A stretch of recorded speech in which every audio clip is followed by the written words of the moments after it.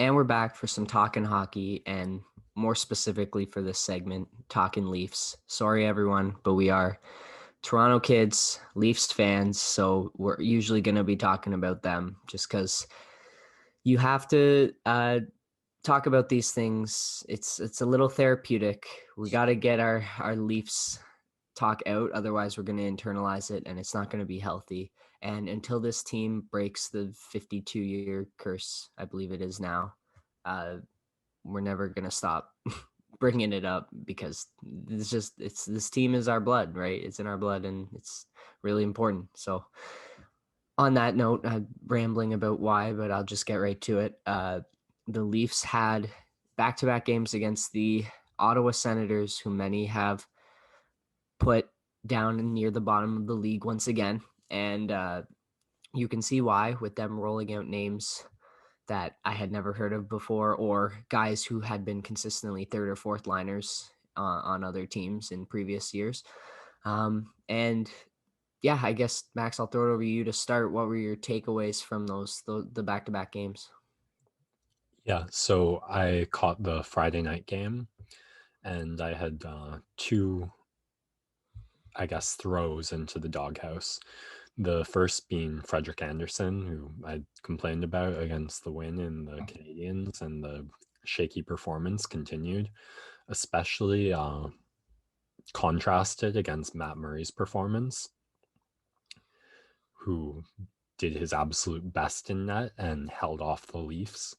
But my second doghouse throw is the Leafs top line, because Matt Murray just bested them. They got scoring chance after scoring chance.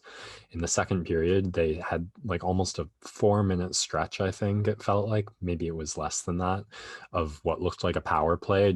And it was the second period too, so the Sens couldn't get a change. We kept them in. We're getting fresh legs on the ice, and that's what the top elite line is for. You have to score in those situations. That's why Tampa Bay is currently the best team in the NHL, because they have that line that just scores so consistently. And that's the ceiling of the Leafs, having that same. Mitch Marner and Austin Matthews have to be able to do that.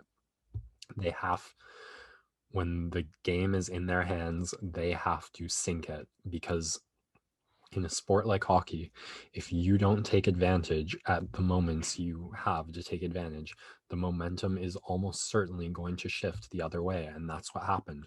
We had scoring opportunity after scoring opportunity. It finally resulted in something with Kerfoot getting one, but it's not the same as the top line putting the game away in those moments. And they had the opportunity to do so. They did not. And then, I mean, you can lay the blame at a lot of places at the collapse. You could put it some on Freddie Anderson. You could put some on TJ Brody, who had two rough plays resulting in two Ottawa goals.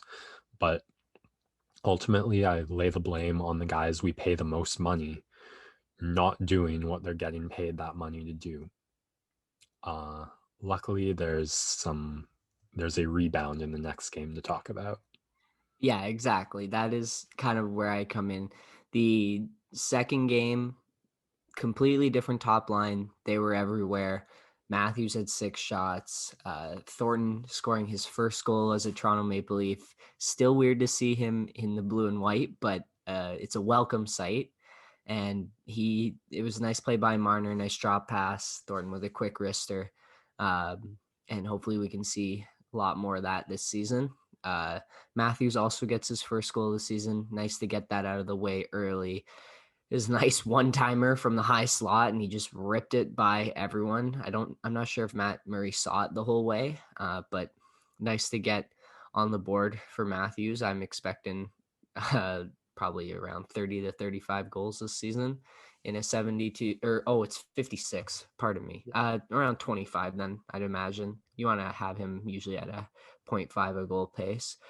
And yeah, the top line was there.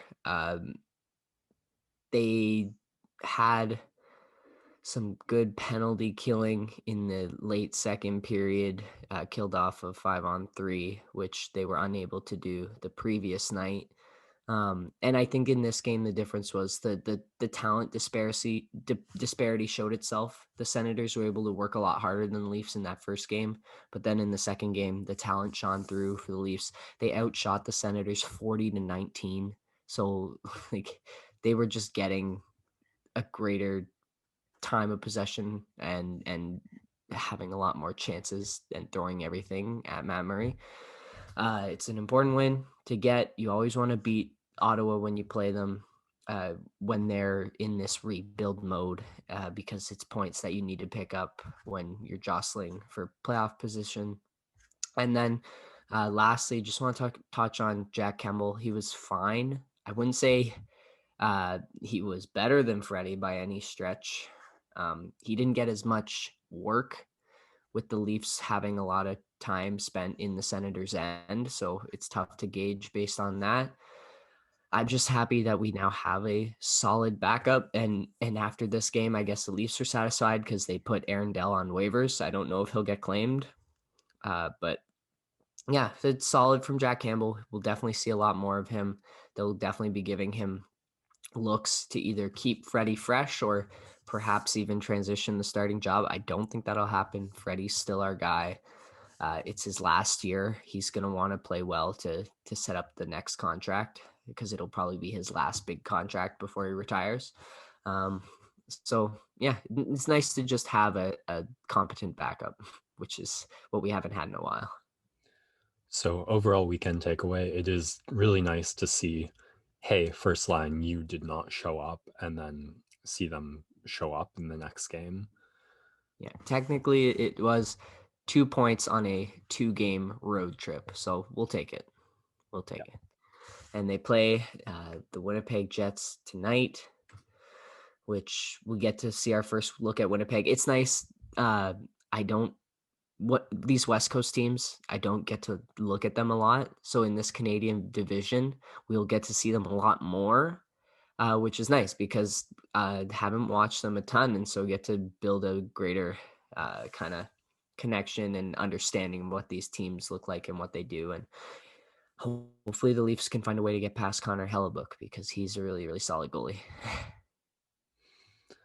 All right. Is that all? I believe so. We don't have much other in terms of hockey takeaway. I watched a bit of the Pens Caps shootout game yesterday. It was back and forth. OV got his first goal of the season. Good to see. He's still going to be buzzing. I think that was goal number 707. So he's slowly working his way towards Gretzky, and that'll be a fun one to follow this season. He actually is disadvantaged by the fact that this is a reduced season, so he doesn't get the full 82 games because he'd probably put up another 10 goals in that time. So, yeah, that's a bummer for him, but he's a goal scoring machine, so he'll still put up points no matter what. And Zdeno Chara was really weird to see in a Caps uniform. But that kind of wraps up the hockey talk and at the same time wraps up the podcast.